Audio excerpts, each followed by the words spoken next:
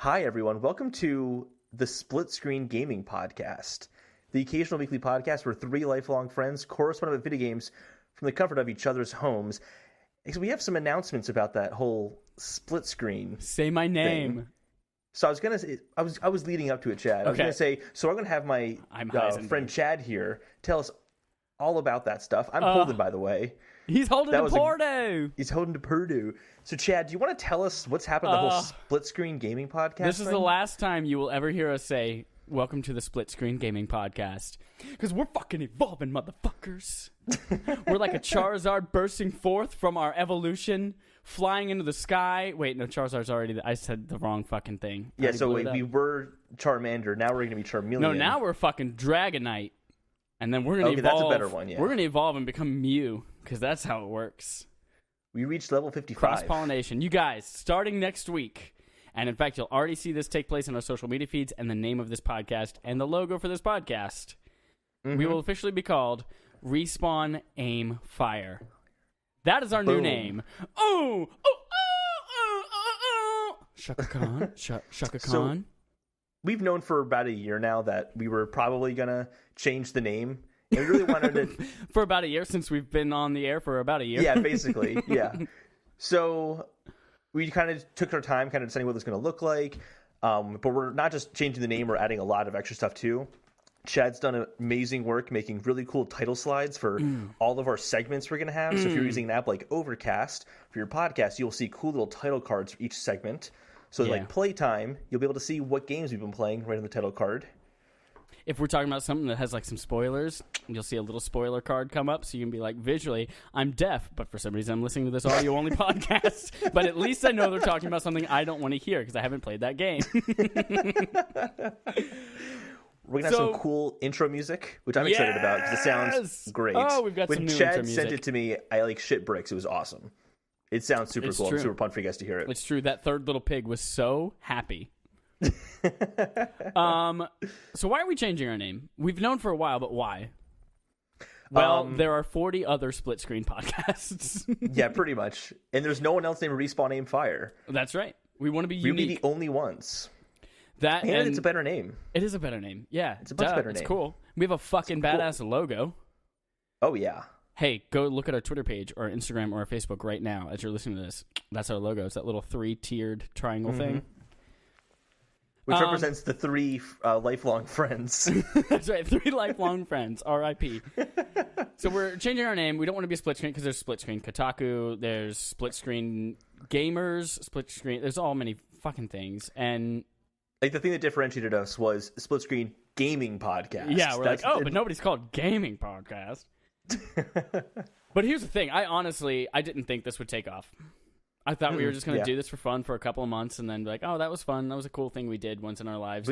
But goddamn, we've done it every week. Yeah. I know. People are liking this shit. So next week will be our 1-year anniversary. It will. February 26th was our first day. Our new episode as Respawn Aim Fire will be on the 27th. I'm crying. I just wanted to let you know that there were so many names that we went through before we came up with Respawn Aim Fire. You guys don't know how hard it is to find a name that's not already taken or a website exists for it. Or there were so many times we were like, this is the name. We figured it out. And like, oh, there was this YouTube channel like a year ago that's not really doing episodes anymore, but we shouldn't take the name out of like good morals and all that. So also, we'll move on. I just have to throw out this one that it was really close to being Game Potato. Holden was hell-bent on calling us name. Game Potato. Get it? Like a couch potato. But instead of playing the couch, you played the game. So we're changing our name. Respawn Aim Fire. What's coming new? God damn it. We're starting this out great. What's coming new? We always started out great. What are you talking about? We're going to have an increased social media presence. We're going to be on there a lot. You guys are going to be able to interact with us a lot more. We're going to have social media challenges for Monday every month. So the first one starts next week. Listen next week. It'll be a timed thing. So you want to make sure you listen within that first week of the podcast if you want to participate and get free money. We have a more defined identity. So we're going to have topic names and segments, things that make us unique that kind of give us a little bit of a personality. Holden mentioned the theme music. Cool slides. If you're listening to us on Apple Podcasts, I mean, thanks for listening to us. It's great. And rate us there because it's great. But also, there are a lot of other cool podcast apps. Shout out to Dane Deasy for introducing me to Overcast. I'm surprised you know about Overcast. It's no, I mean, awesome I've app. heard of other things, so I'm like, why would I want this? But, like, yeah, being able to do chapter markers. We have chapters in there. We have awesome, cool artwork that we're going to be throwing in every episode for each segment. We're going to be citing our gorgeous. news sources. They're really nice looking. They're awesome. Thanks. We're going to be a little bit more professional. We're going to start stepping our game up, so we have that theme music. We're going to start listing our news sources so you guys actually know what we're talking about, and we can go research this afterwards. And then finally... Just so you know if we're lying to you or not, because we lie to you all the time in this podcast. Absolutely. That is my number one goal. Like, our name actually is going to be Game Potato. You just don't realize it yet. Fucking Game Potato. We're going to bring that back somehow. We make sure we reserve that Twitter handle. Yeah, we should, absolutely. And finally, we want to have some kind of regularity. Mm-hmm. So I think we're going to try to ditch the occasionally weekly, and I think we're going to try to become weekly on Tuesdays. Tuesday nights. Which we've been doing now for about a month, I want to say. Yeah. So we've been trying to doing that habit. So Tuesday nights, aka wake up on Wednesday morning, make yourself a little breakfast cupcake, and then turn on your podcast app of choice. No one has breakfast cupcakes, Chad. I think that's just a you thing. Everyone eats muffins. They're just breakfast cupcakes. It's sad. It took me a second. I'm like, what's a breakfast cupcake? It's a muffin. I came up with that after you said no one, so I'm brilliant. Anyway, so we're very excited as fuck. We hope you're excited too. Let us know how fucking excited you are. We're gonna have new Twitter handles at Respawn Aimfire. It's all gonna be the same. No more Splitscreen GP, Splitscreen Gaming Podcast. It's all the same. Yeah, we're doing Respawn Aimfire everywhere. It's going across the board. Yes. So Holden, for the last time as Splitscreen Gaming Podcast, what did you play this week? Not a lot. Oh, way to no, I played. Ring out the year. I'm good today. I'm doing good today. Sorry, I asked you a question and I didn't listen to the answer. Tell me your answer. So I played 2 games. I played a little tiny bit more Shadow of the Colossus. I didn't too much time to play it, but I played some mobile stuff, which included Final Fantasy 15 Pocket Edition. Oh, I downloaded that, but I haven't played it. Played a little bit. Goon, go on. It's pretty good. It's pretty good so far. I really want to know your thoughts on it more than anything, because it's supposed to be like the full game. Right. But all the cutscenes at the beginning, it felt so short that I'm like, I know Final Fantasy. Well, all Final Fantasy games have these incredibly long opening like cutscenes. Like, was there one game that had like a 90-minute cutscene in the beginning or something like that, or is that Metal Gear Solid? Metal Gear Solid 4 had an almost 90-minute ending cutscene. That's insane. But this game, it's like there's a 2-minute cutscene, and then it cuts to like them in the desert or like pushing their car out. And I'm like, this is all happening so fast. Wait, does it still have the cover from Florence and the Machine of Stand By Me? No. No? So it's not the full game? Oh, that was my favorite thing about that game, because they're pushing the car and you hear the when the night is coming. Oh yeah. I'm not playing it. I'm not fucking playing those free chapters. It's definitely well made. It's tailored for mobile very well, but again, I'd never played the original version of it, so I don't really have that comparison necessarily. Yeah. But I love the art style a lot. It looks really good on like a small screen. It's basically, I think there's a term for it. It's like chibi or something like that. Like chibi art style. Chibi art something style. like that. But the only thing is they have voice acting, which is surprising for a mobile game. You don't see a lot of mobile games have voice acting. Yeah. But their lips don't move, so they kind of have like the character's face show up next to the dialogue, so you know who's talking, even though the camera is already on them and their head's kind of moving around a little bit. It's kind of strange. Yeah. But you get used to it really, really quickly. Do you know if it is the same voices as the full game?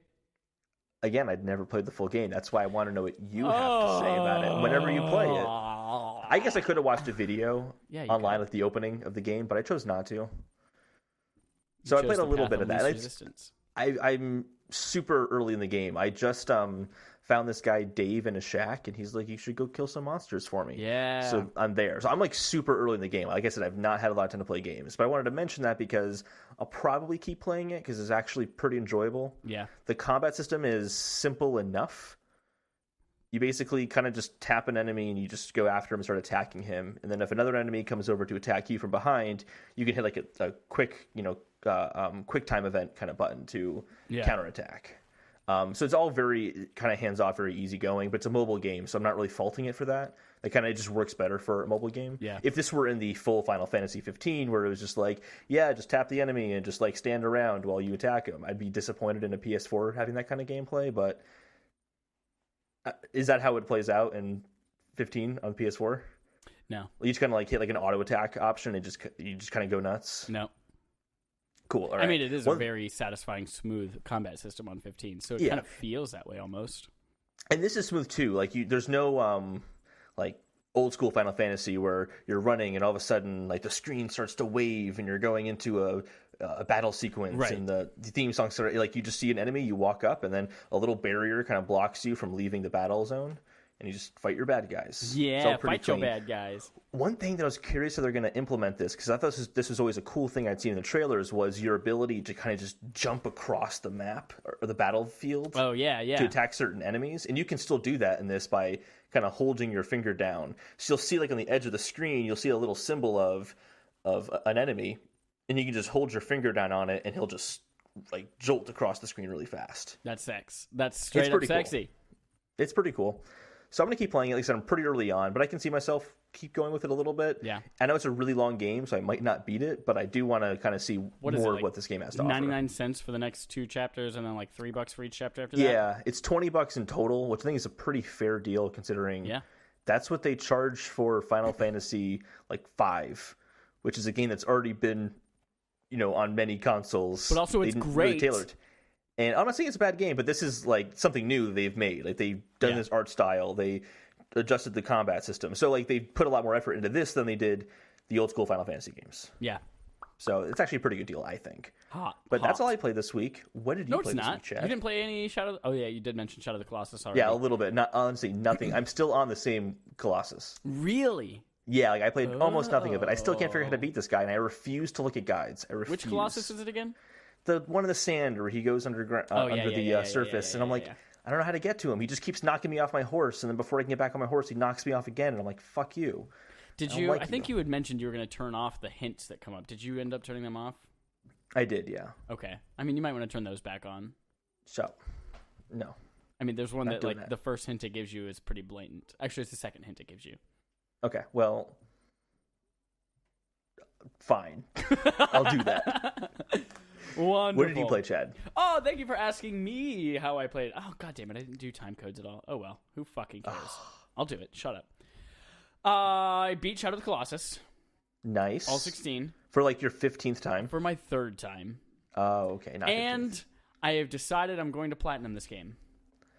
Of course you are. Which involves playing the game at least 5 times. Does it really? It does. Playing it 5 times? But when you know how to beat the bosses, you can easily beat all 16 in about 2 to 3 hours. Yeah.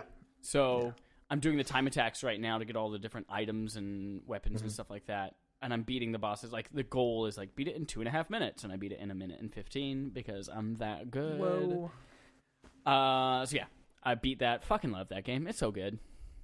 It is great. I'm kind of actually, like, savoring it because it's not... I don't know. It's every moment is so great. But it's not over when the game is over because you have to play it 5 more times to get the platinum. Well, I don't know if I'm going to platinum it. I don't do the whole platinuming of games thing. It's just too much. It's so good. And then I played 2 more games. Everyone, get out your fucking green accountant hats. Get out your tiny golf pencils and your notebooks and check off another Xbox checkbox. Ka-ching! Ooh. I played... Fuck, I already forgot what I played. What's the one from Insomniac? In Sunset Overdrive. Sunset Overdrive. So this is a game that came out in 2014 on Xbox One. It's an exclusive from Insomniac, who before had made Ratchet and Clank and Resistance series, which is interesting because they were previously a Sony exclusive studio. And they're making Sony making Spider-Man game now. Yeah. And apparently there's a lot of similarities in terms of how you navigate around the map. Like it's kind of designed I could to definitely navigate see how they quickly. used what they did in I already forgot the fucking name of Sunset Overdrive.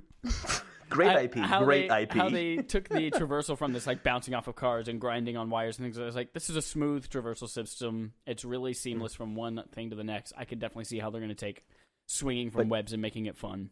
But does it blend?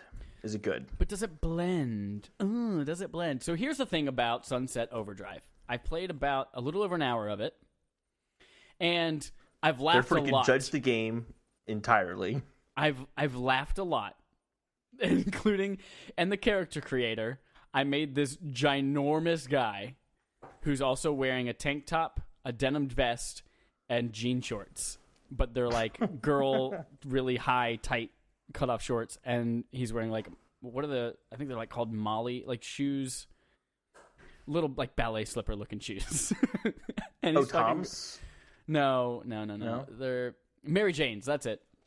I've never even heard of that Mary before. Jane's. They're the black ones with like the buckle that goes across the top. They're like a classic gotcha, shoe okay. for kids. I was saying and like a shit. shoe that's based off someone's name, and I'm like, I only know Toms. Is it Toms? Oh, but it's like so funny, and the weapons and stuff like that are funny and unique and interesting. But here's the thing: I already don't care about the world or the people in it or the monsters that I'm fighting. Like, It's only been an hour.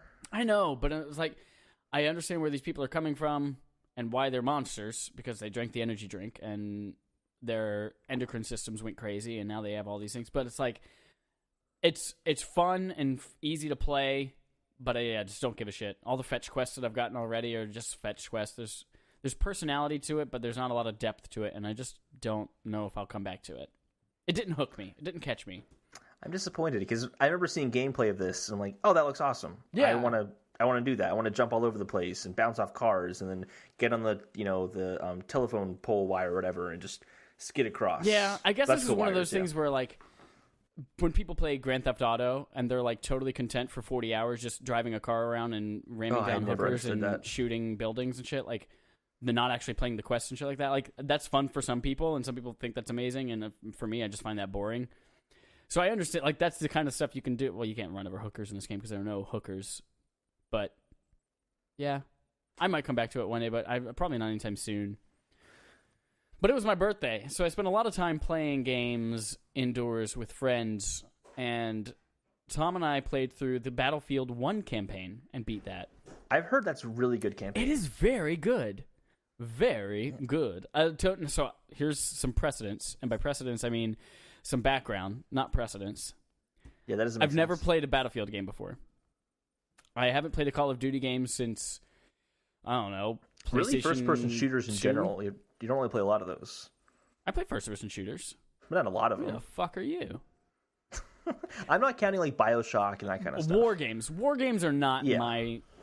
I don't like them a lot. I find them boring and trite. But these are really cool. It's 5 little vignettes. Each one focuses on a different person. And what I love about it is that there's also like new and different combat mechanics and gameplay mechanics in each vignette. So one of them is like very tank heavy. One of them is airplane heavy. One of them is all about stealth. And the last one about stealth with Lawrence of Arabia, oh my god, it made me want to play Metal Gear Solid 5. Discussion coming later this episode. We will talk about that, yeah. So my roommate, he had Battlefield 1. He mostly did the online stuff, but it was one of the only online shooters I was willing to watch because it really does a good job of making you feel like you are on a battlefield and that these big things are happening around you. Oh, yeah. It feels very epic. It feels very tense in the moment. He said the mechanics were tight. I don't know about that 'cause I never played it, but it seemed really solid. The intro, like 20 minutes of gameplay too, is awesome. It's just this hectic battlefield. You're on the front lines, and it's literally just like explaining to you with text and by playing the like gruesome travesty that was this war. And you're just playing as one person. It's like you are not expected to survive, and you're just fighting until you die. And then as soon as you die, you respawn. And it has this person's name, lived this date to this date. Then you just respawn as another person in a different part of that battlefield. Kind of a nice and you just touch. keep dying on that battlefield over and over. And then, like, eventually, that's just the end of that war, or that battle. That's kind of fucked up. There are definitely parts in this where you're just like, holy fuck, I can't believe that happened. And a lot of this, I know at least 2 of these things, I know of those characters. They're based on real historical figures. I think all the stories, I know the 5 vignettes, so, I think are all based off of. Like I remember someone was saying that the Australian story is actually a very like there's a holiday for it in Australia. They look at that I can't remember what day it was or what happened because it's Australian and I don't care about Australia. I think it's Cinco de Mayo. I just pissed off our Australian listeners. I still love you guys. We have 2 of them. We do have 2 of them. Yeah. So they're all based on real stories, which is very cool because generally like Call of Duty is, these guys are just gonna go fight and. Yeah, they're gonna do their thing. Except Infinite Warfare was definitely based on true events. Definitely, yeah. Definitely. Space. It's based on Elon Musk and his car. Which is fucking badass, by the way. Launching rockets into space and then re-landing them. Oh, that's pretty awesome. That dude's awesome. That's all I played. I like that game a lot. I didn't play any of the multiplayer. Don't plan to. Already deleted it from my Xbox. But it was great. And we both played a little bit of the Surge, which we'll be talking about. No, I didn't play any of the Surge this week, but Did you play any of goddamn, the I have a lot to Surge? catch up on. No. I probably have more than you to catch up on, but I had to finish Shadow of the Colossus. But then after I finished Okay. Shadow of the Colossus, I was like, fuck, I have to finish the Surge. yeah, well, we'll be talking about that next week on our Game of the Month discussion, Yeah, which we will give more updates on when we get there next week. Alta, Alto, Balto, Balto. Those are all words that similarly sound alike. God damn it, words. Holden, and everyone else in the world. It's my turn to pick a game, and next month, because Far Cry 5 This is the first time I'm coming- hearing about this, so I don't even Yes, know what it it's is. going to be. Because Far Cry 5 is next month, I'm picking Far Cry 4 as our game of the month for March. And I have that. You have that, I have that. It is also on sale right now on the PSN for super cheap. It's also been on PlayStation Plus before, which is how I have it. It is, so yeah. a lot of people listening to this, if you have a PlayStation, you most likely already have this game. Yes. So it'll be easy to follow along. So that is our game next month. If you don't have it, get it while it's on sale this month. I'm excited because I've always wanted to play a Far Cry game, but I've never had the Me too. motivation to. I've And I never hear they're played really it. good, so I always wanted to play 3 because of Troy Baker's villain in 3, Mm-hmm. but it's only on PS3 right now, and they just announced that it's also going to be coming out standalone this summer, so I guess I'm waiting. very, very cool. Very, very cool. Oh, man, that was good. I'm glad we talked about that. I feel good about that. So we got some news to discuss. Shall I begin? Sorry. I was just like, we got some news to discuss. Silence. I was like, great, let's discuss it. Going to start off on a small note. Small note. And that is that, and actually I realized in the app we use to save our news stories, it saved the Twitter feed, which doesn't include the Just tweet as at all. Twitter. I was like, what is Twitter? That's weird. So basically what it is Sony just said, hey guys, 5 years ago today, we officially tweeted PlayStation 4 for the first time. Oh, yeah. It's been 5 years. Today, 5 years. Cinco de Cuatro today. Very, Cinco very de cool. Quattro, 5 of 4. It's 5 years of PlayStation 4. Boom. Arrested Ooh. Development new in advance. So I think it's kind of cool. It's actually I think we'll talk more about this with our subscriber interrogative for the week as well. You don't But it's know that. nice to kind of see that it's been 5 years of PlayStation 5, a great console. But I want to get some bad news out of the way. Oh, yeah. Read me the bad news. So there's the Can we do a Switch bad version. news sandwich? Bad news I don't- first, then read all the good stuff, and then end with something bad so that everyone not only starts out poorly, but also ends really sad. Yeah, let's do that. Absolutely. I think. Do we even have any more bad news stories? I don't I'll think so. make something up. Whose mom is dead today? If your mom is dead, I'm really, really sorry. And That's horrible. I really like someone's do listening to want- this, someone walks in the room like, I'm sorry to tell you, but your mother has died. Just as he hears you say, Chad, you're a bastard. I'm a bad person. You're a Holden, bastard. read me some bad news. Well, it's not bad news in comparison to what you just said. The Switch version of Payday 2, which is not as important as your mother. So someone on Reddit was looking at some screenshots that showed the version number of the game, and it's version number 131, which sounds really good, except currently they're on version 172 of the game. And that's not Ooh. just like bug patches and things like that. That's entire pieces of content, like different types of heists, different characters. Like there's a John Wick level, which I think is badass. Oh, that's cool. Not in the Switch version, apparently. I thought there was going to be like a Switch exclusive character or like mission Yeah. or something like that too. Exactly. So they're using an older build of the game, and they included that older, the new character Joy in that older build. Is what Gotcha. it looks like right now. Now, granted, the game's not out yet, but here's why this might be true. So a little while ago, I was on Reddit and I was talking to somebody about the game and how I might try it out, and I had a huge set of replies basically telling me, don't ever buy this game on a console. The PC version is the only one that stays supported. Apparently, Payday 2 has been known to have another company port their game to consoles, and they never touch it or update it or anything ever again, to the point where the Aw. games become completely broken and don't work, which is a problem when it's mostly an online-only game. Yeah. So just kind of putting that out there to be wary. So even if this kind of gets like, hey, this is getting good reviews, it plays really well on launch day, it might not stay that way, and it's not going to be the full version of the game entirely. Interesting. So kind of a bummer, but You know, something keep else it to with a grain say of salt. about It might not be true, but Yeah. it seems pretty valid. coming from someone who once took a sociolinguistics course. in college. I just want everyone to also know that payday is Portuguese for I farted. Oh. Just a little fun fact there. P-E-I-D-E-I, so it's spelled differently. That's actually the game I was talking about. I wasn't talking about the heist game. Oh, yeah, you were talking about I Farted 2, the Portuguese game. Gotcha. Yep, exactly. Okay. It's really popular. It's received 172 updates on PC. Oh, man. Holden, you know what else is on the Switch? What's on the Switch? Doom. Ooh, it is on Switch. You know what's cool about Doom on the Switch? Does it have new controls? It does. It can use motion controls now with the Joy-Con to help you aim better, more precise aiming. They work the same way they do in Splatoon, which I probably mentioned this before, but I'm a big fan of the Splatoon, especially the motion controls and how they work. Big Splatoon fan.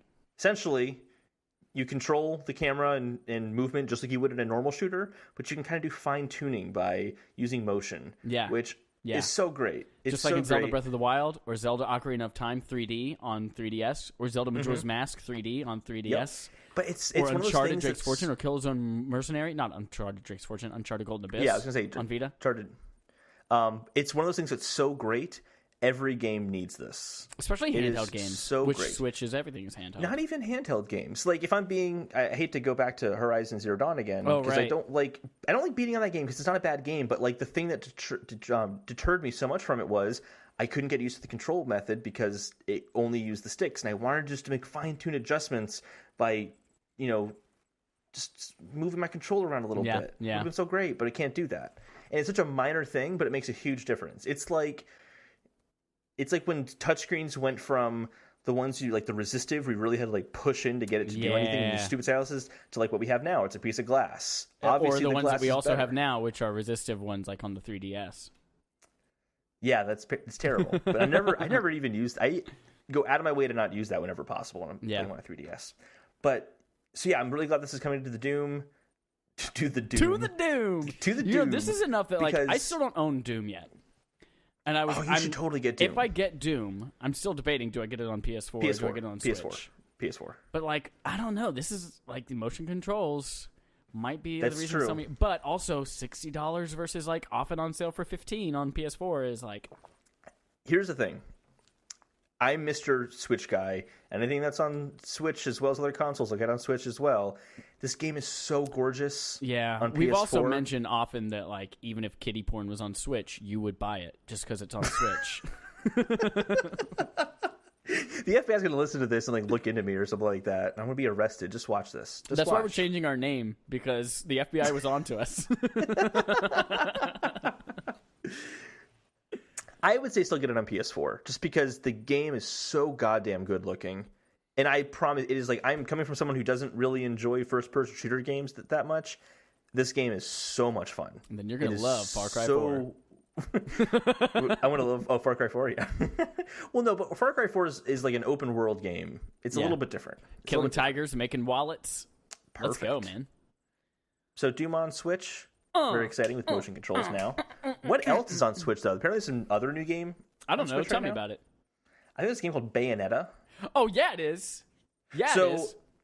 Bayonetta had this, basically, they're doing something cool, which is where it's Bayonetta 2, but it comes with Bayonetta 1 as a digital download code as well. However, they had some problems with their digital download codes in the box, but in terms of being cool about it, you just send them a picture, basically, and that of the code, and then you can get a new code again if it's not working. Yeah. So they're being pretty cool about it. But they do this cool thing, too, if you're not buying it physically, this is another story, if you're not buying it physically, digitally, Bayonetta 1 is $30, Bayonetta 2 is $50. But you're not going to pay $80 if you buy both the games, because they discount depending on which one you bought. Is that a cool thing, or is that confusing as fuck? Cool. Because honestly, Dane Deasy and I were in the break room, and Dane says, Chad, I thought these were supposed to be $60 if you buy them together. And I was like, I thought they were. And we looked at them like, oh man, shit. No, that's going to be like, I guess I'm going to have to go to GameStop and pick up the physical version. I really don't want to. If you read the description of the game on the Nintendo eShop. Yeah, but who goes into the thing and reads the description and see, oh, Bayonetta 2, buy. I read enough descriptions on the internet. Actually, the Switch is the only system I read descriptions on, because it's the only one that makes it easy to read the description for the game. I don't read descriptions because I already know what I'm going to get. I either watch a trailer, I'd never read the description. I always either just watch the trailer that's on there, but... I'll tell you why I like this. I don't know if I want to spend $60 on Bayonetta when I'm not a huge action fighter fan. but for $30 to try the first one out, and then if I like it, I can get the second one for $30. Like, I know that ultimately it's still $60, but it's lowering the barrier of entry for me to try this game out. So that I like. I was also only going to buy it digitally anyway. Put that out there for people who are looking to buy it. Discounts work, which we should probably mention the discounts work.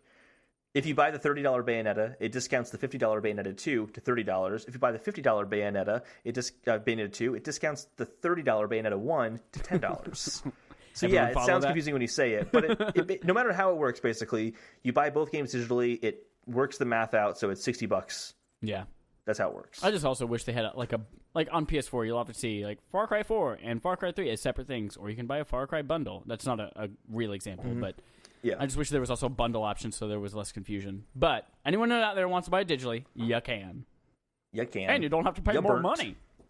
Oh my god. I'm excited to play that. I bought it, I downloaded it, ready to go. Oh, you did buy it. I was going to ask if you bought it. Did you? Let me know. Did you bought it? No? I didn't bought it. I downloaded them, and then I was like, oh, which one do I start with first? Because Bayonetta 2 is getting 10 out of 10s all over the place. And so Bayonetta I researched. 1 got really good reviews, too. I know, but listen, I went online, and I was like, which one should I play first? Can I play Bayonetta 2 if I haven't played 1? And then a bunch of people said, yeah, you can play Bayonetta 2, and then one person said, no, you should play 1. I was like, fuck, now I have to play 1, because one person said so. So now I'm going to go play 1.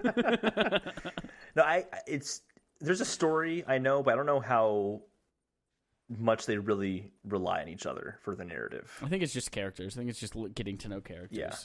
It's not like Zelda where you have to play them in order. In Mario, you have to play them in order. Yes. Yeah, you can't play Mario Odyssey until you go back to the original NES version. If you fucking use that whistle to transfer to World 8 and Mario Bros. 3, nope. You're lost. You're lost, bro. Let's finish up Nintendo news because there's only one more story. Two more stories, actually. Music sticks in your head, man. It does. That was the whistle theme song. I have not played that game in 15 years. One game I haven't played in 15 years or ever is FIFA on the Switch or any system for that matter. Any system. If you're Alex Seiler, you love FIFA. I just don't like sports games or sports in general, so not a big surprise. But EA was satisfied with how the Switch for the Switch sales of FIFA, which is exciting, not because I care about sports games, because it means that they're actually going to support the Switch going forward. Yes. Their kind of whole thing was, well, we'll see how FIFA does, then we'll decide if we're going to support the Switch or not. Yes, EA. Give me those loot boxes on Switch. So that's exciting. It just means we have more support for Switch coming. I like that. And you know what? It's interesting that they did that even with like kind of a hamstrung copy of FIFA. Mm-hmm. Like it wasn't the full-fledged version. Well, if they're going to make a new version of FIFA now, they'll probably put more resources into it. Exactly. Now that they know that people actually played it. Yeah. We were always scared going into, like, anytime a new console's out there and people are trying it, we're always scared that they're either going to not put enough resources into it, make a shitty game, and they're like, oh, it didn't sell well, we're not going to support it. Or they put a bunch of resources into it, and then they're like, I forgot where I was going with this. Let's move on to the next story. Well, no, ultimately, though, with the FIFA thing, as much as I don't care about FIFA, that's probably the best game they could have picked, just for the sake of that game would have attracted people to buy it. If people didn't buy FIFA on Switch, that's one of their best-selling games, period. Yeah. So they kind of gave the Switch the best chance it possibly could have. So, all good. One more Switch story, and then we're done with Nintendo for the day. Now switch it up. Mega Man Legacy Collection 1 and 2 release date announced for Nintendo Switch. It's coming out May 22nd. They're going to release... This is kind of the whole Bayonetta thing. You're going to be able to get it physically for $40, but then digitally you can buy Collection 1 and Collection 2 separately. And it's $40 physically, but it's actually $35 if you buy them separately on digitally, which is kind of nice. So it's $15 for Collection 1, $20 for Collection 2. I like to see cheaper prices on digital games. Yeah. Like you mentioned the Vita. Like I totally forgot about that. Yeah, you got $5 off if you bought it digitally on Vita. Great deal. Can't complain about that. And Chad, I can't complain. That's Nickel Creek. Fill my brain with news knowledge. Hi, Holden. Listen to me. Do you have a PSVR? No. Do you have $200? You can now get a PSVR. It's tempting. So Sony's doing a limited 2-week run again. I believe that ends at the end of February or maybe beginning of March. March 3rd. March 3rd. $200 for a PlayStation VR. Pretty titties. Actually, basically, it's all bundles that they used to have are now $100 off. Yeah. So the Doom VFR bundle was $400. Now it's $300. But that comes with the camera, the game, the demo disc, and of course the VR headset. So does that come with motion controllers? No, it doesn't. You should also get motion controllers. I think Yeah, but it's not required. It's the better. Skyrim bundle comes with motion controllers. Does it? Okay. But that one's now 400. It was 500. That one's now 400, right? No, it's $449. Now it's $349. Okay. So for an extra $50, you get motion controllers, basically. That's worth it. You also get a better game, I Here's think. another thing. PSN update week, sales just went on this week. And if you have PlayStation Plus, a lot of VR games are up to 70% off. So all those good shits, now's a good time to get a PSVR and then go buy a bunch of games digitally for it. I'm wondering what the timing of this is. This is interesting. Do you think it's just like just a basic promotion, or do you think there's anything more behind this? I think that they saw a shit ton of people buying it over Christmas at the $200 price point, and they're like, you know what? Let's fucking do this. And then maybe they announce something new at E3. I don't know. $200 is at the price point where it becomes easier to become an impulse buy. Yeah. And I think that anyone who buys it as an impulse... That's like if you bought 5 Joy-Cons. I don't have 5, I don't think. I have a few of them. No, like 5 separate Joy-Cons. If they're $80 a pair. Yeah. Gotcha. I see what you're saying. Yeah. So... what was it saying? You totally got me off track with the whole Joy-Con I don't know. business. Now I'm upset about Nintendo again. And what does that mean for timing of price of VR? Oh, yeah. So... impulse buying, that's what it was.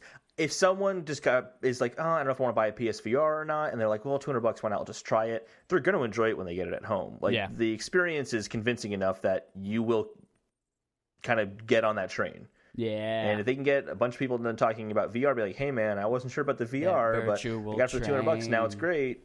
That's a good thing for Sony. So... good move. I'd like to see $200 be permanent, though. Me too, and I think it will be very soon. Maybe even E3 they'll announce, "Hey, this is the new permanent price." This is the test to see, hey, does it really increase sales that much? Because then they can just match the volume, and there's more volume they're selling in. They get more profit, technically speaking. Also, Volume is a PSVR game that I hear is good from you. I haven't played the PSVR version, but there is a PSVR version of Moss coming out next week. The date of our birthday. Lord and Savior, Respawn Aim Fire, the 27th of February. Oh, man, that's the game with a little mouse, and you control the puzzles and the mouse with your one controller. And it's cute as fuck looking. I can't wait to play it. I get so confused when I see this game, though, because there was a book I wrote as a kid. I read as a kid. You wrote a kid's book as a kid? Called Moss Flower, and it stars... a little mouse, and he plays a mouse. So every time I'm like, oh, they're turning Moss Flower into a video game? No, that's right. It's just the similarly named game. Yeah. Unless I don't know. Maybe it is the but same. I don't think it is. Well, I guess you'll have to buy a PSVR and buy that game to find out. Because I'm not going to tell you. Don't Google it. Google's for cheaters. You don't want to look up guides. For cheaters. You need to spend $250 to get this game and know for sure. Google's for cheaters. Hey, baby, listen, I've been seeing this other girl. I've been Googling a lot lately. I'm sorry, babe. So... something I'm excited about when I heard this is that Max Payne, the developer, which is Remedy, I believe. Remedy. Yeah, Remedy. They made Quantum Break, didn't they? They did, yeah. They're making a new action game, which they call a cinematic third-person action game set in a new Remedy-created universe. Did you play Max Payne at all? I played when Max Payne came to mobile.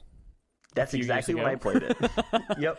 I had it on Xbox, like original OG Xbox, a long time ago. I feel like I played it because I had it. I don't know. Maybe my brother played through it and I watched some of it. I don't know. I don't remember. In essence, no, I don't know. I mean, I watched my brother play a couple of these because I remember everything about it now. I liked the first one.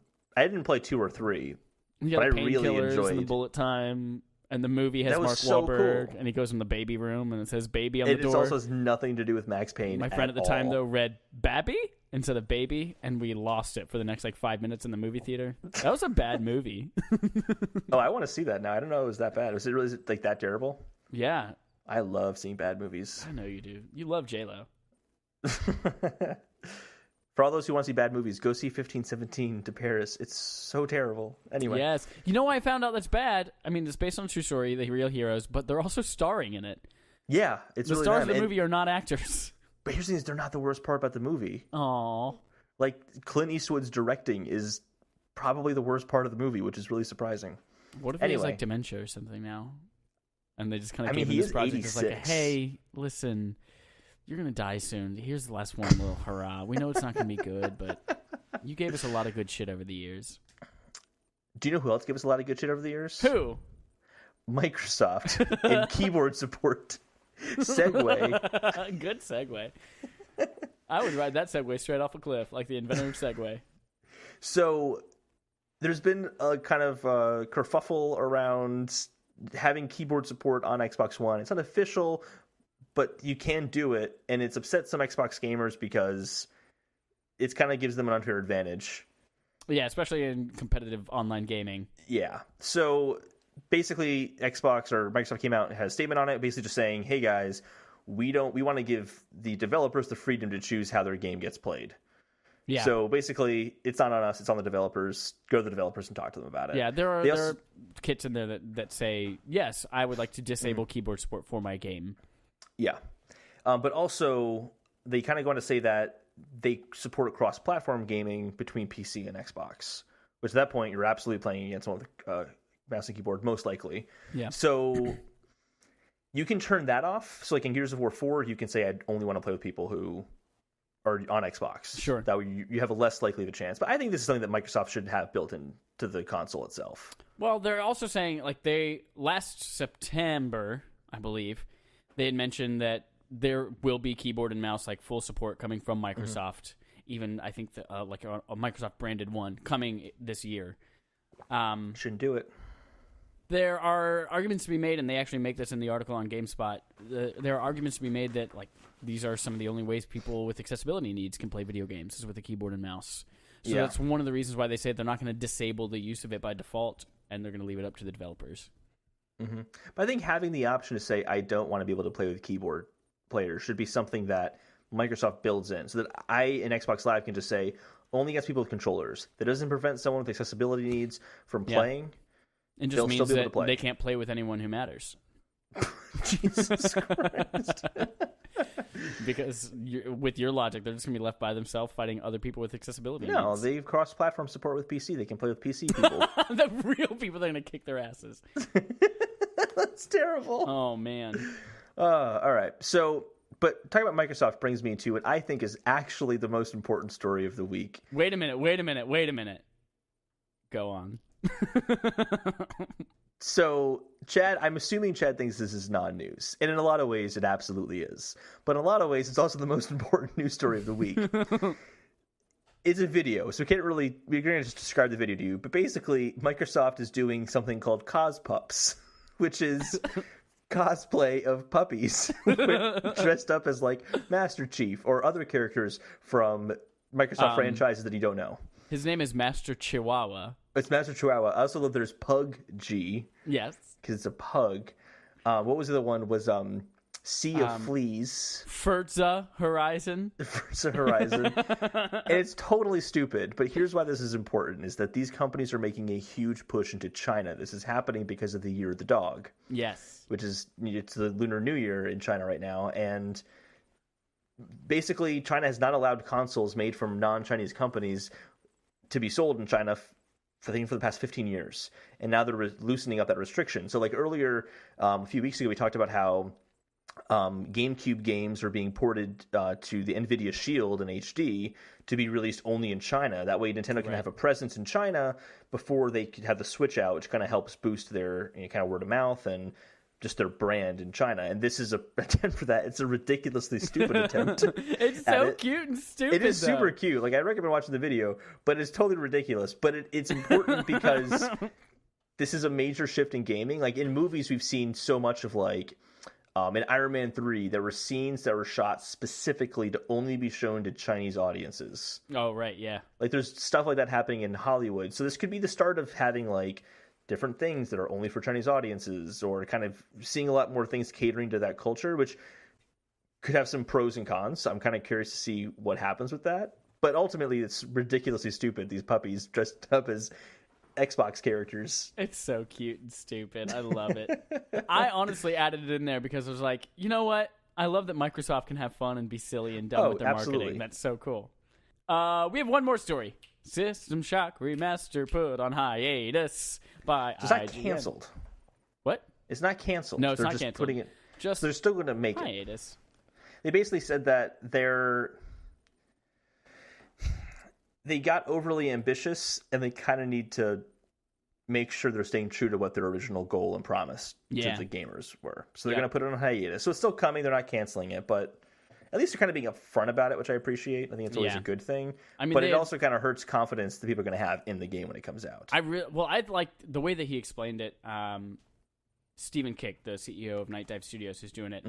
The way that he announced it and said, listen, it started as a project we were just going to do to just re-release System Shock kind of up-res with new textures and things like that.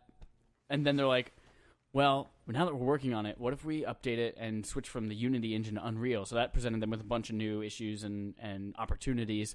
And then they're like, well, while we're doing this, what if we completely remake it from the ground up with like new inspirations and things like that? So they're expanding beyond where they thought they were going to go. So I think they're just going to like put it on hold for now. It says, I've put the team on hiatus while we reassess our path so we can return to our vision. Please accept my personal assurance that we will be back and stronger than ever. So yeah, I think that's promising that it's like, hey, it started as something just kind of run-of-the-mill. We're going to churn out another HD remaster, and now it's actually something we're excited about, and we need to rethink our strategy on it. I'm excited. This is a game I've always wanted to play. For people who don't know what System Shock is, a lot of the same people who made the original System Shock, or maybe System Shock 2, made BioShock. I know Ken Levine worked on System Shock 2 for sure. And it's essentially that same kind of style game as BioShock, but it takes place on a space station. Spaceships. And there's almost, actually, it's kind of almost like a Portal element to it as well, where not the game mechanics of Portal, but the fact that like GLaDOS is talking to you the whole time, and there's an artificial intelligence kind of controlling the world around you. That's part of System Shock's world as well. There's like an artificial intelligence in the ship that's kind of like a character you're interacting with. And I've always wanted to play this game. It's always been one that's been on my radar. So if they're remaking it as opposed to remastering it, I'm assuming they mean like Shadow of the Colossus. Right. Like they're not up-resing the graphics, they are rebuilding it and staying true. Right. So that'd be cool. I'll be interested to see that. Shaka bra. But that's the end of our news, Holden. We're done with news. No more news left. Holden, guess what came out today? Metal Gear Survive. Are there any reviews for it? No. No reviews yet. There's no reviews yet. Have you heard about this? You know why? Because no one knew it came out today. I totally forgot. Like, I think it was like earlier this week when we were deciding what the topic was going to be. I'm like, did they delay Metal Gear Survive, or is that still coming out next week? I don't know. And I'm like, wow, it's a major failure of marketing that I have no idea if the release date they have already announced is still the release date that they're going to release it on. Yep. That's really bad marketing. But it did come out today, and here's what happened. I think this is hysterical. They gave reviewers like IGN, Destructoid, Game Informer, all those people, they gave them review codes last week. However, they did not turn the servers on for any of them to actually play the game because it is an always online game. So none of them could play it until today. And then when they go to play it, it says, oh, there's an update needed. But there was no update available to download to play the game. So there have been like no reviews of this game out there because they totally botched the launch of this. It is playable now, is my understanding, and there are some early impressions up there. So I've read some of those and all that, but I wanted to talk about Metal Gear Survive, what it means for the Metal Gear franchise kind of going forward. You have a lot more experience with Metal Gear Solid than I do, by which case, I mean, I've never played a Metal Gear Solid game in its entirety before. You have. So I guess as a fan of Metal Gear, what's your take on Survive? My thoughts on Survive are exactly my thoughts on Metal Gear Rising: Revengeance. And it's just that, oh, okay, I don't care. It's an offshoot in that same universe that I just don't care about. Did Kojima have anything to do with Revengeance? A little bit, yeah, but I mean, it was still developed by Platinum Games and not Konami. Gotcha, okay. But this was Konami, and this was the same engine. This was the Fox Konami, engine. Yes, in the Fox engine. And the same game mechanics, technically speaking. Right, but with zombies and shit like that, and base building stuff. So it's just another entry. There are also like Metal Gear Acid on the PSP was a card game Metal Gear thing. There have been offshoots in the past that I don't care about that just aren't part of the core franchise, and I think this is, whether it's by virtue of marketing or the game itself or the audience that it's going for, which I don't think it knows what audience it's going for. It's just something that's probably going to come and go and will be just another thing in the Metal Gear universe. That's what I'm hearing a lot of in the kind of the early impressions, is that actually a quote, I think this is from Destructoid or Kotaku, that they don't expect people will be talking about this game by the end of the year. Yeah, definitely. Which is not a great sign. Like Metal Gear Solid games, those are landmark games. Like every time one has come out, it's been a massively huge deal. And to hear someone say like, about Metal Gear is kind of weird. Well, yeah, main entry games, they've always been the talk of the town. But even when Revengeance came out, I remember Revengeance coming out. I still remember that game. I never played it, never like cared about it, but I still remember the discussion around that game when it came out. And this, I feel like we're going to remember this as, oh yeah, that non-Kojima Metal Gear Solid game, that a Metal Gear game that just no one cared about.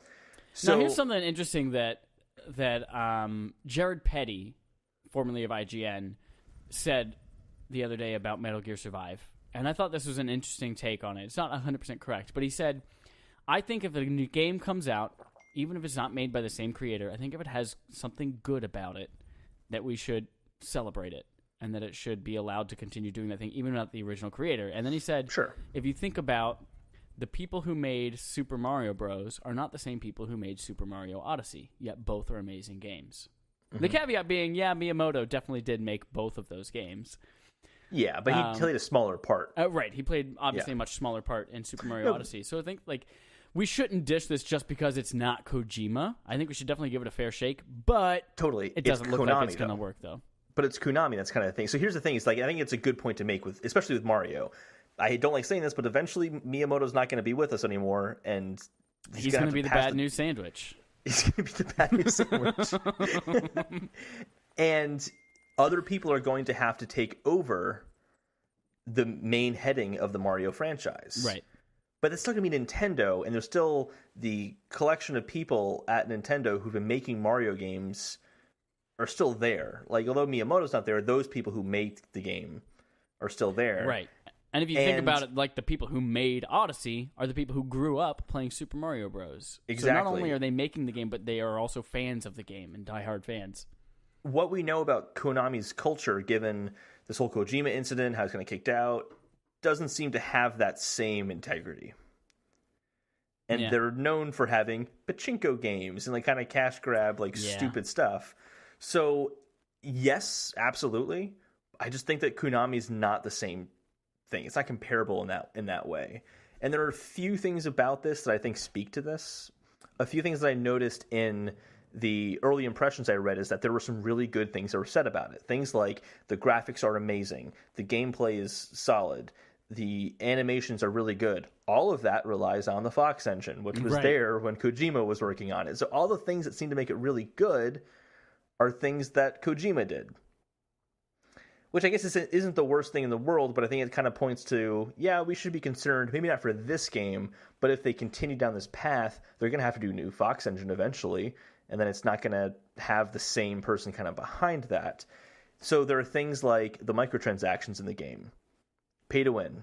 They are things like an XP booster so you can level up faster, reviving in the game, so if you die, you can just revive yourself up again. Okay. Things that are just...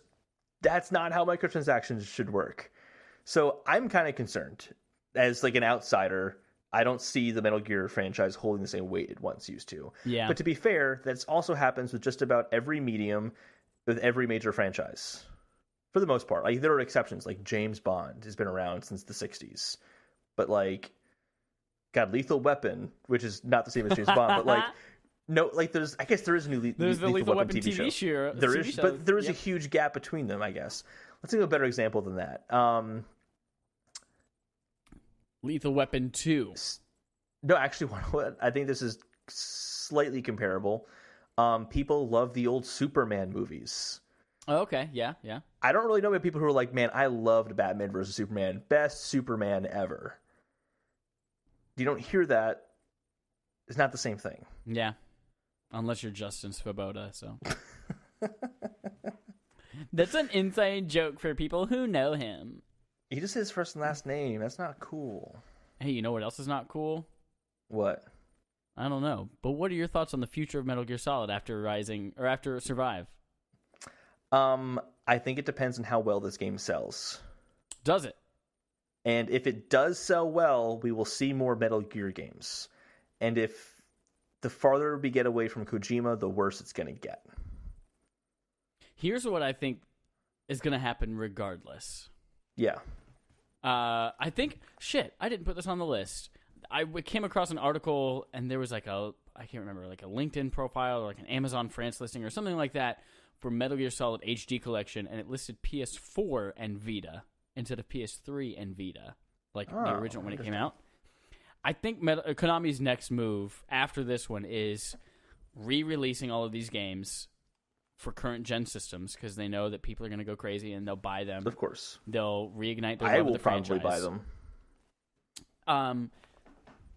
And then, so yeah, I think we'll see Metal Gear Solid 2 and 3 release in HD on the new consoles.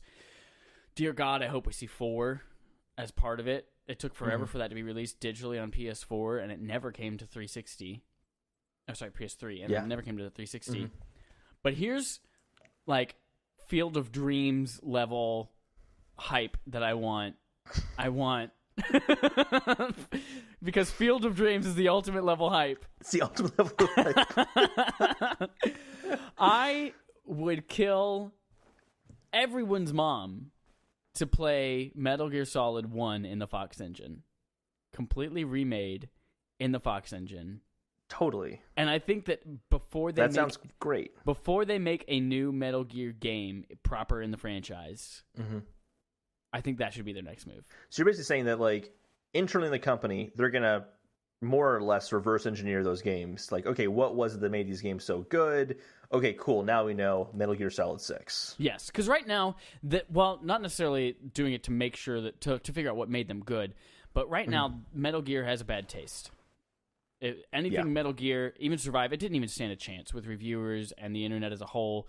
Well, it hasn't been reviewed yet, technically, so people might say, hey, I played a few hours of it, wasn't great, but I warmed up to it. It's the best Metal Gear Solid game ever. Just the Konami debacle, it's going to get torn to shreds no matter what, even if it is a great game. Just as like just to basically appease Kojima, because people love Kojima. Right, yep. Yeah. So I think they're going to re-release these HD versions of things to remind people, oh man, fuck yeah, I remember now playing this game. This is amazing. And then one comes out, blows everyone's like, oh my god, Metal Gear Solid 1 and HD. I've wanted this for 100,000 years, ever since Twin Snakes came out. Oh my god, I love that. And then that's going to kind of make all the bad taste kind of take a back seat, and people are going to be distracted by how much they love it, and then they're going to be reminded, oh shit, what if 6 comes out? I think that... I don't know if people are going to follow that up with, I wonder if 6 comes out. I think that's going to bring I think there was a fear when Disney bought Star Wars. They're like, we're making new Star Wars movies. And, like, kids who grew up with Star Wars in the 70s and 80s were like, their stomachs churned and were like, oh God, please don't do it. After the prequels, I think it might get more of that reaction than it would get yes, they managed to remake the first game and make it good, just like the first game was good. Oh, but I know they can make the next one good now. So, I mean, there'll be people who are excited no matter what. Yeah. You hear Metal Gear Solid 6, people are going to be excited. I don't know if it's going to be comparable. I don't know. But I think you're right that that's how they have to do it. Yeah, they have to release something that people already know they like. Because you can't shit on Metal Gear Solid 1, 2, 3, and 4 because everyone knows they're great games. You just have to be excited for them to come out. Also, what other choice do they really have? Exactly. Are they going to make Metal Gear Survive 2 after people shit on this game? Are they going to... What other franchises do they really have that are comparable in reputation? Okay, but that's such a... I feel that's more of a niche game. Really? You think Castlevania is a niche game? In terms of the main zeitgeist of, people Metal Gear Solid is probably bigger, but... It's bigger, that's what I mean. It's bigger. Classic. It's absolutely a classic, but I think it's a classic the same way that Metroid's a classic. I think I'm going to decide for you Metroid, but Metroid's always a lower-selling Nintendo franchise. What was that? I think I've decided for you that you're going to make Castlevania Symphony of the Night a classic for us to revisit for Game of the Month. I do want to play a Castlevania game. I've never played one before. Great, me neither. April, that's it. I've decided for you. I'm just kidding. But it should definitely be there in the future. I already know what we're doing in April. I'm very excited Donkey Kong Country? No, that's the next... No, that's May. Okay. Yeah. So, sorry. Oh, man. But I think basically the gist is that it's really ambiguous, the future of this, and it really depends on if Konami wants to take a giant shit on Metal Gear or not. Yeah, or if they're just done with games in general, and they're just making... They're not done with games. Well, I mean, the games is such a small percentage of their income and revenue that they could totally pull out of the gaming business in general and just rely on their pachinko and crazy Japanese stuff that they do. Do they really make that much money off pachinko? Oh, man, yeah. That is the main source of revenue for Konami. That's games hilarious. Is like a tiny, small hobby for them. I think that's a good segue into our subscriber interrogative. Oh, my God. How the fuck did we miss this? Jerson, listens. I want to make sure I'm saying your name. I've said it like 4 times on this podcast now. So, Jerson, write in with a video of you saying your name in slow motion. What are you going to say? Or you just have me tweet at us, hey, did you pronounce the name right? And you give like a thumbs up or something like that. But no, send a video. Jerson tweeted to us at King Snow on Twitter. Tweeted to us last week saying, hey, you guys mentioned you will talk about the PS Vita on the next episode. So my question is to you guys, due to the Vita failure in comparison to other handhelds, do you think Sony will make another portable console in the near future? So here's what I remember from last time. I remember straight up I think we briefly mentioned this. We didn't say in reference to him, but I think I just briefly said, oh, no, absolutely no way. Yeah, I'm kind of in the same boat. And there are some, I know like Con Moriarty, he thinks that Sony's crazy enough to do it. I don't think so. I have some reasons, and I think that we will know for sure this year. I think this is the year that'll tell us. Really? Because PSP came out 1 year before PS3, and the reason was that they could say, hey, PSP is console quality graphics, because PS2 had been out for several years at this point. Same thing with the Vita. The Vita was announced the year before the PS4 came out, and again, they said it has console quality graphics because it could kind of replicate PS3 because it had been out for a long time. So there's a lot of, I think it's reasonable to expect that a PS5 could come next year. I don't know if we agree on that or not, but I think it's a pretty reasonable explanation. Announcement reasonable or release? Expectation. What was that? Announcement or release? Oh, release. Okay. I think it's quite possible. 5 years is the average lifespan for a console generation. The reason the last console generation was different in the PS3 and Xbox 360 were out for like a million years was because of the recession. That's the reason why those consoles were around for so long. I mean, this is slightly off topic, but this is also the first generation we've had these like pro upgrades as well. So that might throw a little wrench in the mix there. But also technology, when it increases faster and faster and faster, they might need to keep doing that. They're also kind of the point where we might not have generations anymore. But I think it's reasonable to expect a PS5 next year, which would mean it's the year before the next console generation starts. This is when Sony's usually said, hey guys, we have a handheld to show off, and we haven't heard jack shit yet. And I just don't think it makes any sense for them to go in that direction for 2 reasons. One is that they have developers not split across 2 systems, one of which probably won't sell. They have developers focusing on one system that is absolutely selling gangbusters. So they can release more games for it, which makes that gangbusters selling console sell even more gangbusters. So stick with that. That's a good train to ride on. It's working. Don't mess with it. So there's that. The other thing is that Vita has been quote-unquote successful because it's a good place for portable indie games. Seems like Nintendo's completely dominated that realm. And not only is it a portable indie game machine, it's also one that you can dock in your home and play it at home as well, which would give it a clear advantage over a most likely comparably priced Sony handheld, which would just make the Sony handheld seem ridiculously inferior. Unless you want to do at home, well, then you have to buy another box for a few $100s. So I just don't think it makes any sense for them to go in that direction. I wouldn't personally be upset if they announced a new handheld. Like, I would still consider it because I loved the Vita, I loved the PSP. I think they were great devices, and I think that.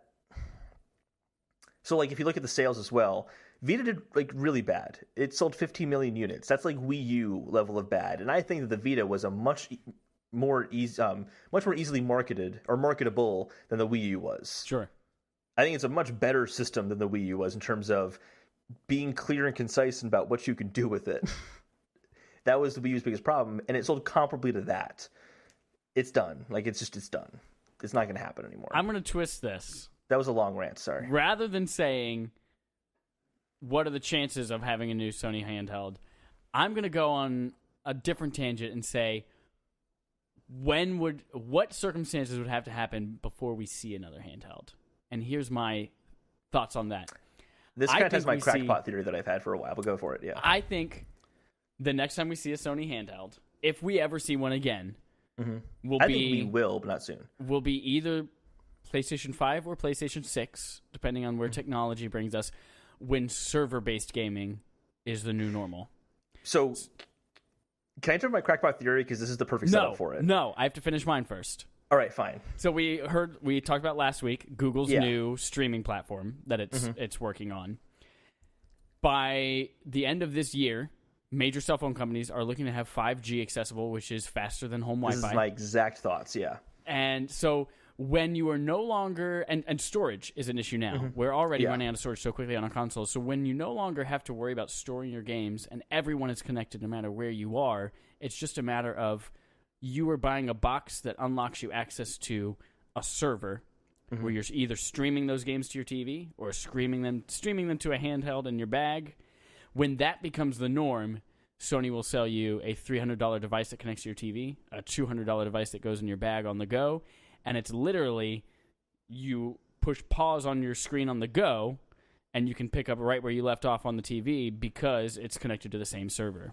I'm going to take it one step farther than you because I agree with you absolutely. I mean, cloud gaming is where the future is, 100%. There's stuff we have to figure out with it, but by like 2030, we're going to have incredibly fast networking that's going to be battery efficient, and you can run all these games in glorious 4K over a 5G, or maybe at that point 6G connection, who knows.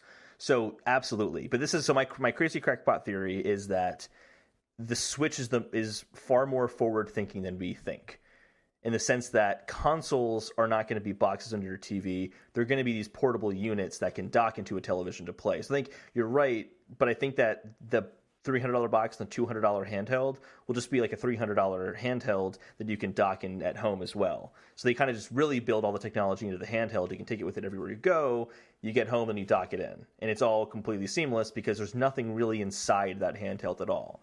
So you can put a big old gigantic battery in there and a wireless receiver, and you're done. I really think that the benefit of hybrid gaming like that is so apparent, just not yet, because it all has to happen on unit. But as soon as you get 5G networking and stuff like, 5G networking is a hell of a lot faster than Wi-Fi is currently. Yeah. So if you can do gaming streaming over Wi-Fi, it's like you got it figured out for 5G. Yeah. The biggest hurdle is going to be the battery life. Whenever a new networking technology comes out, 3G killed battery life when it was new. Obviously got a lot better. 4G came out, killed battery life when it first came out, got better. 5G is going to be the same thing. So I think that it probably won't be PlayStation 5, but PlayStation 6, I think it's reasonable to expect that might be something a lot different than what we're used to. Yep. And I think that PlayStation 5 might kind of start setting the way for game streaming in a bigger way than PS4 ever could have, but it's definitely going to happen. And I think at that point, yes, we will have a Sony handheld, but I think it might fall more into that hybrid category, and that's just going to be what consoles are. And like in 30 years it'll be like, remember we put boxes under our television and how stupid that was? You couldn't just like take your game on the go. But the reason that this is a big deal is that Call of Duty is not going to be successful on the Switch, because when you take it on the go, you're not connected to the internet. But if all these games are internet based all the time, there you go. You're also not limited by hardware because the servers can be upgraded to be more powerful. Exactly. You're so that just also streaming and doing input commands. Well, that also brings in the question, too, of, well, what's a generation after that? Like, we are having questions about generations in terms of it's the same architecture, just kind of keep it going. We don't need to change the architecture every single time. But we're getting to a point where just upgrade the server, you still have your same box or your same handheld, hybrid, whatever it is, your tablet. You don't need to upgrade that if it's all happening in the cloud. So how do they really sell you on like a PlayStation 7 and a PlayStation 8? Updated resolution, refresh rate, but like OLED at that point, though, LCD. at that point, I think we're already going to have 4K on a little handheld. Like, there'll be something new. Oh, absolutely. They'll be like, okay, this is the one that pops out of the screen. Red camera phone? Yeah, so it's just pop out of the screen. Yeah. Yeah, it has a holographic screen. Like, that'd be bananas. They'll find something to sell us. Yeah. Oh, they will figure out something to try to sell us. I'm not worried about them marketing something. They'll definitely do that. So, yeah. So, to answer your question, Jerson, not soon. It's not in the foreseeable future. Like, it won't be like the Vita or the PSP. I think that's done. Yep. But I think that a streaming-capable tablet of some kind, that's the way to go. And actually, Sony has a patent for that. They have a Switch-like device where you take two controllers and lock it on the side and then take them off and combine them to make a DualShock. And it's a tablet. There is a patent for that. That doesn't mean they're going to do anything with it. Companies have patents for all sorts of things that they don't use. So it could happen. It could happen to you. Thank you, Jerson, for writing in for our subscriber interrogative this week. That is it for this final episode not subscriber.